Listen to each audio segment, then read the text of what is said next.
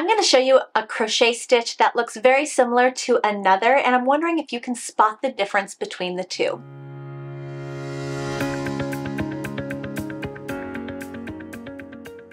Hi guys, welcome back to my channel. My name is Tiffany. This is a Technique Tuesday where I am showing you how to do the moss stitch crochet pattern.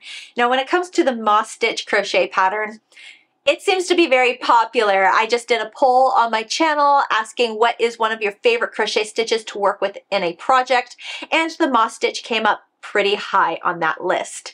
I also just did another recent Technique Tuesday where I showed you how to do the crunch stitch, and a lot of people were saying that the crunch stitch looked just like the moss stitch. They're like, isn't that just the moss stitch? I don't know the difference. I don't see the difference. So I had to research this. I had to make this moss stitch a Technique Tuesday. Now here I have the moss stitch and I have the crunch stitch. And looking at the patterns, I looked at actual crochet stitch books to see if there were any variations, and the inner body of the stitches are the exact same. They're identical. They are both slip stitch on top of half double crochet on top of slip stitch, and repeat. The big difference is that the crunch stitch will end every row or begin every row with a chain 2, and that chain 2 counts as your first half double crochet stitch, and then you work on going. The moss stitch will end every row, begin a new row with a chain 1, and that chain is a stitch space that we have to work into. For that very reason, it can be very tricky. It can be very difficult to find that last stitch space to work into. So I highly recommend that you use your stitch markers or some kind of indicator like a paper clip, safety pin, scrap yarn to help you identify that stitch space so you don't skip it. Also, this is going to be a stitch that you really want to count every stitch, because again, I know somebody's going to miss it and it's going to cause that inversion, that non-straight sides that everyone gets so frustrated about. The crunch stitch doesn't have that because the chain 2 is so identifiable as a stitch space. You can just keep going. So I think the crunch stitch is a lot easier than the moss stitch when done exactly the way the directions tell you to do the moss stitch and to do the crunch stitch. And for that reason, I'm going to say the level of the crochet stitch pattern for the moss stitch, I'm going to put as an easy level. Now don't confuse easy with beginner.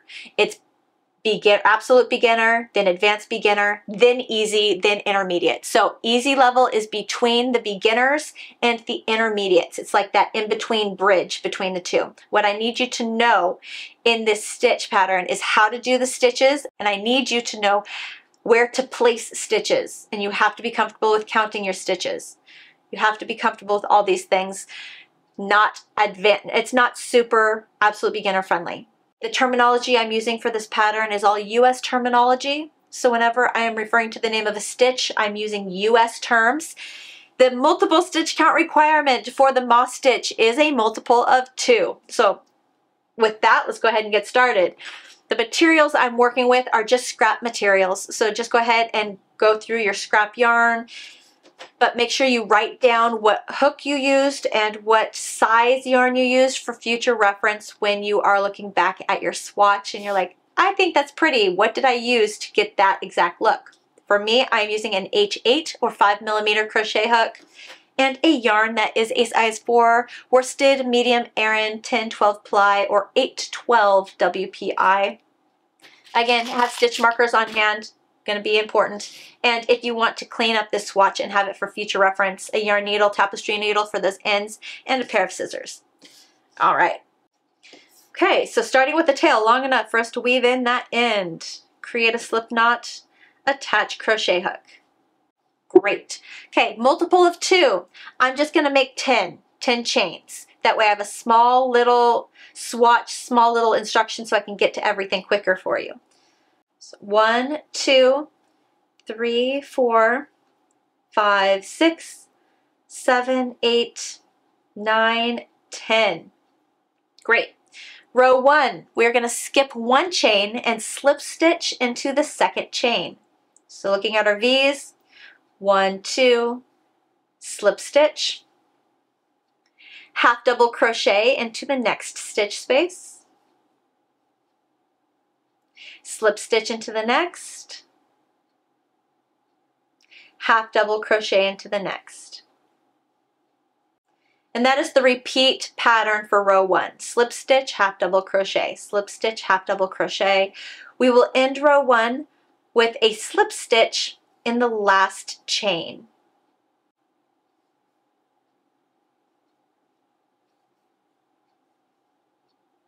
Great. Okay, since we only skipped one chain, that means we will have one less number of stitches than we had chains in the foundation row. So for me, I chained 10. Row 1, I have 9 stitches. Remember this number, whatever it is for you. You want to keep that number written down or remember that number every now and then. You're going to need to count the number of stitches in your row. That way you can make sure you're staying on track. So what I'm going to do here is I'm going to grab 2 stitch markers. I'm going to make them red so they're really easy to see. I'm going to place 1 stitch marker in that slip stitch that I just made, and I'm going to place another stitch marker in that skipped chain that I skipped at the beginning of the row. Okay? Our chains count as a stitch for this pattern. Okay, so for row 2, we start by chaining 1. We turn our work. Skip the stitch that has a stitch marker in it. Skip it. Find the next stitch, which should be a half double crochet. Slip stitch on top of that half double crochet stitch. And move the stitch marker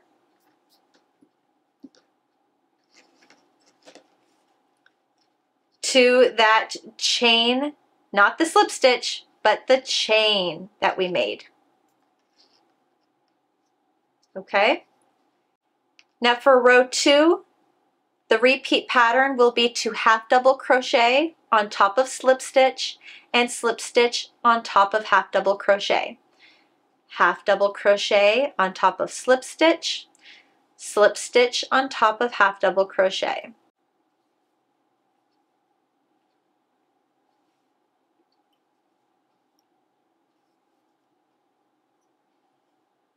All right. Getting to the end of the row, making my half double crochet stitch here. Okay, I've only counted to 8. 1, 2, 3, 4, 5, 6, 7, 8. Uh-oh, I'm at the end of the row. I've only counted to 8 stitches. I'm supposed to have 9. And every row of the moss stitch, you should be ending with a slip stitch. And I'm not. That's because my last stitch needs to be in this chain that was, I thought, my turning chain. You don't have turning chains in the moss stitch. That chain that you use to turn counts as a stitch. So that last stitch here that we have marked, make a slip stitch in there.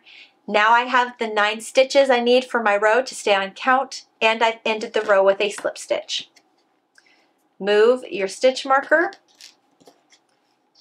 Going to chain 1, turn my work, and I'm going to place the stitch marker around the chain 1 because the chain 1 counts as my first stitch. Slip stitch on top of the half double crochet, half double crochet on top of slip stitch on top of half double crochet, and half double crochet on top of slip stitch. And that is the repeat pattern, guys, for our entire moss stitch pattern. We just repeat row 2. Be very careful, use those stitch markers, count, because if you don't and you stop with just that half double crochet stitch, because you're looking at the pattern, looking at it, watching it, and you're like, well, that's the last stitch space, and I ended on a half double crochet, now I'm going to continue on. It's actually going to change the pattern, and it's going to completely